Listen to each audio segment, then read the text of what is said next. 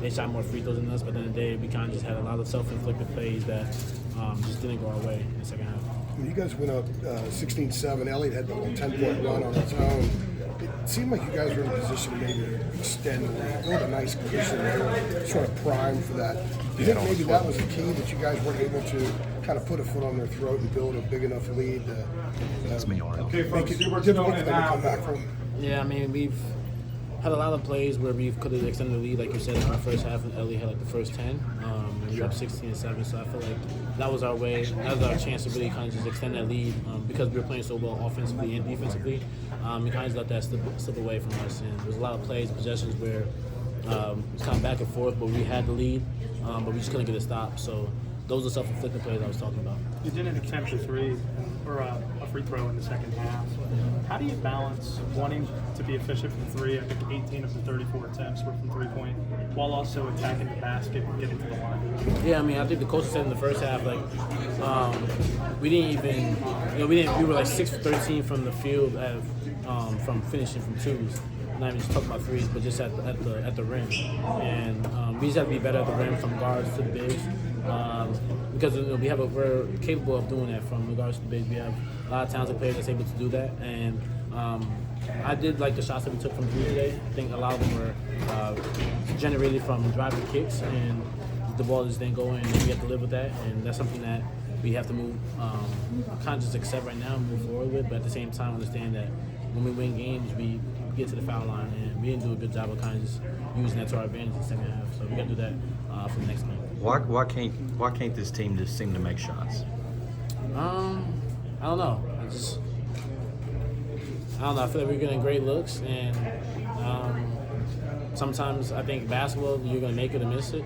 And so far, just the basketball gods are, allowing us to miss shots rather than make them. So I have full faith and trust in all my teammates that they're going to be able to knock him down, and Still? I want to continue to keep shooting. So the only way to get out of a shooting slump as a team is to continue to keep shooting and not be shy and not lose confidence. What do you feel like changed on the defensive side of the ball for you guys between the first and second half? First half, I think we was definitely more up and touch. We forced them to a lot of contested twos, which we want. They made a lot of mid-range contested ones, but we're okay with that because you're not going to win the game off that. But I feel like second half, our defense a little bit, especially the pick and rolls a little bit, slacked off a little bit.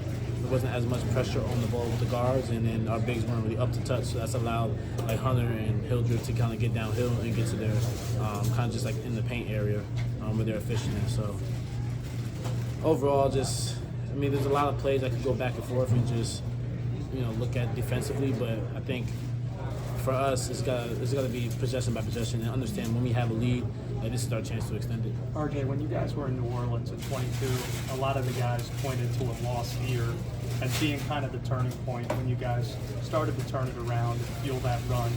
Given you were part of that team, and a lot of these guys are young, being on the bubble, what type of things can you tell these guys to right the ship again going down the stretch? Not lose faith. Take it one game at a time. I think that's all you can do at this point, right? We got, I don't know how many games left, maybe 8 or 9 in the ACC regular season. So just take it one game at a time. Don't look too far ahead. Don't look at if we're on the bubble or not, because I feel like that could just get in the way of what we're actually trying to accomplish. And I think that's what we did the year we went to the Final Four. Obviously, we've heard the noise of we were on the bubble and we're not going to make the tournament, but we didn't let that steer our path and what we wanted to accomplish. So that's going to be my message to the team. Just take it one game at a time, one possession at a time, because, the end is near and you don't want to look back and just keep looking at what the future may look like. How important are these last 8 or 9 games to you? The way you 12 finish games. your career? Or 12 games. So I guess how important are these last 12 games to finish things with the right way for yourself personally? Every game is important to me, but specifically these last 12, I know I'll take Drake. My last year playing college basketball, so I just want to finish off on a high note. Get Drake. Finish strong. Get Drake. Thank you, RJ. What I just feel like this thing is getting to be so frustrating. What is the frustration level? What do you think has happened to Ian these last couple games where he just hasn't been able to score? Well, one thing about Ian is he's a prolific scorer and he's super confident, and we're confident in him, and he's going to be more than fine, so I'm not too worried about that.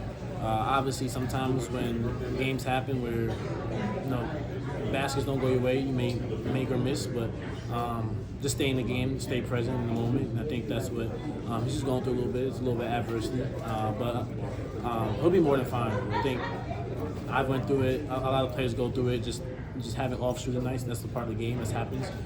There's not really much you can do about it, but just be sharp and be confident for the next game that you're going to be able to overcome that. Where do you think this team's confidence is collectively? I mean, do you think it's shaken? No. Because I could just feel the vibe and the energy just from lead up into the game, and just even in the game when we were down 8 or 9 points in the second half, and our confidence wasn't wavering at all. We all felt like we was going to win that game, and it was possession by possession, and we cut it down to 2. And then, so I do really believe that our confidence is still there. I don't think it's going anywhere. We just got to put all the pieces to the puzzle together for us to be really good.